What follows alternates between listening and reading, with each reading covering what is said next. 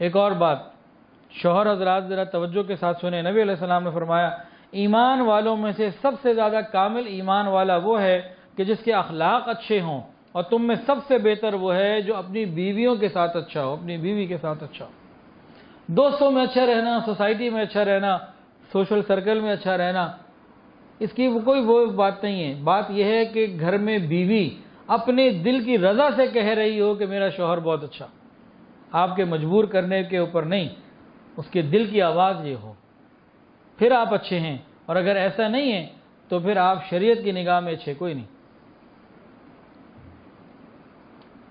قیامت والے دن حقوق العباد میں جو سب سے بڑا مسئلہ بنے گا نا، وہ بیوی کے ساتھ کا مسئلہ بنے گا، اس کے ساتھ کیسے رہے، بچوں کے ساتھ کیسے رہے، بیوی کے نان نفقے کا کیا خیال رکھا۔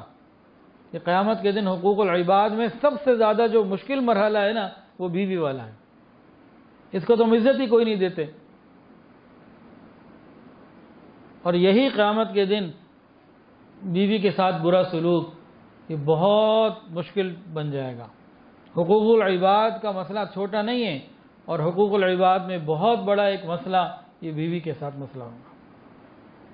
اور حدیث کے اندر آتا ہے قیامت کے دن بندے کی نیکیوں کے پلڑے میں سب سے زیادہ بھاری عمل اس کی خوش اخلاقی ہوگی، اور اللہ تعالیٰ بے حیائی والی بات کو پسند نہیں کرتے۔ تو یہ وہ احادیث بتائی جا رہی ہیں جس میں نبی علیہ السلام نے مومن کا خاکہ بتایا، مومن ہوتا کیسے ہے۔ ہم ان چیزوں کو ساتھ ساتھ سنتے بھی رہے اور اپنے آپ کو ذرا انالائز بھی کرتے رہیں کہ ہم کیسے مومن ہیں۔ نبی علیہ السلام نے فرمایا، مسلم شریف کی حدیث ہے، مومن کو نہیں چاہیے کہ مومنہ سے بغض رکھے، یعنی خاوند کو نہیں چاہیے کہ بیوی سے بغض رکھے۔ تو اگر اس کی کوئی بات اسے ناپسند ہے تو غور کرے، اس میں کتنی اور ایسی باتیں ہوں گی جسے پسند بھی ہوں گی۔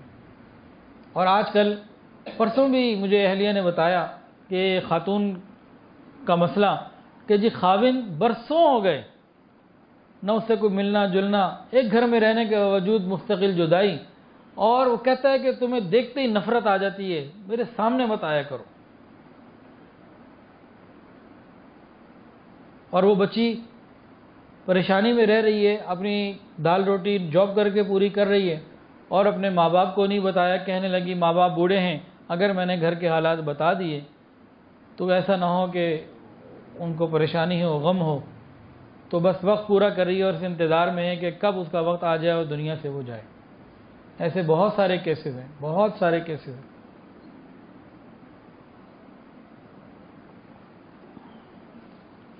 خاوندوں کو چاہیے کہ اپنی بیویوں کو فرشتوں کے معیار پہ مت تولیں، انسان سمجھیں۔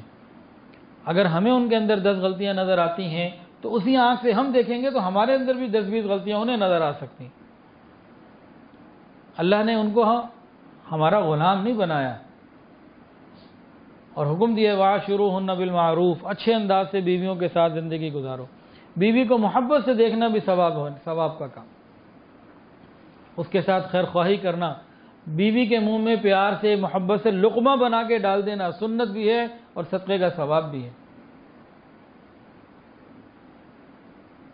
میرے پھپھا کا کچھ عرصہ پہلے انتقال ہوا، مکہ مکرمہ میں تدفین ہوئی، تو پھپھی نے بعد میں بتایا، کہنے لگ 75 سال کی عمر میں تقریباً انتقال ہوا، تو مجھے تو میری بیگم نے بتایا کہ پھپھی کہنے لگی کہ آخری وقت تک میرے منہ میں لقمہ ڈالتے تھے۔ میں انہوں کو کبھی کہہ بھی دیتی تھی کہ بھئی اب ہماری عمر دیکھیں کیا ہے، کہنے لگے تم مجھے کیوں ثواب سے محروم کرتی ہیں۔ خاوند محبت دے اور لقمے بنا بنا کے ڈالے تو دلوں میں محبت، گھر کے سارے کام وہ خوشی سے کرے گی۔ ہم یہ چاہتے ہیں نا گھر کے سارے کام کریں تو محبت سے کروا لیں نا، اخلاق سے کروا لیں، پھر سارے کام اللہ کی طرف سے ہو جاتے ہیں۔ اور بیویوں کو بھی چاہیے کہ خاوند کے بارے میں اچھا معاملہ رکھیں۔ حدیث کے اندر آتا ہے، یہ بس کون سی باتیں بتائی جا رہی ہیں؟ ایمان والوں کی صفات، ہم ساتھ ساتھ اپنے آپ کو تولتے رہیں۔ نبی علیہ السلام نے فرمایا کہ تم دیکھو گے ایمان والوں کو اپنے رحم کے معاملے میں، محبت کے معاملے میں، نرمی کے معاملے میں ایک دوسرے کے ساتھ ایسے ہوں گے جیسے ایک جسم ہوا کرتا ہے۔ اگر جسم کی کیا کیفیت ہوتی ہے؟ اگر ایک عضو میں تکلیف ہو تو سارا جسم بھی اس درد کو محسوس کرتا ہے اور رات کو جاگتا ہے۔ مثلا پیٹ کو درد ہو، رات کو نیند نہیں آتی، تو باقی سارا جسم بھی اس درد کو فیل کر رہا ہوتا ہے۔ کبھی ایسا ہوا کہ پاؤں نے کہا بھئی پیٹ کا مسئلہ ہے، میرے پرابلم تو نہیں ہے نا، تو پیٹ جاگے، میں تو نہیں جاگتا، میں نے تو سونا ہے۔ آنکھ میں تکلیف ہو، جسم کے کسی حصے میں تکلیف ہو، باقی حصے والے اس کا خیال رکھتے ہیں۔ تو فرمایا کہ مومن ایک جسم کے مانند ہوتے ہیں۔ ابھی کشمیر میں، فلسطین میں، کہاں کہاں مسلمانوں پہ ظلم ہو رہے ہیں، ہمیں تو دعا کرنی یاد نہیں رہتی۔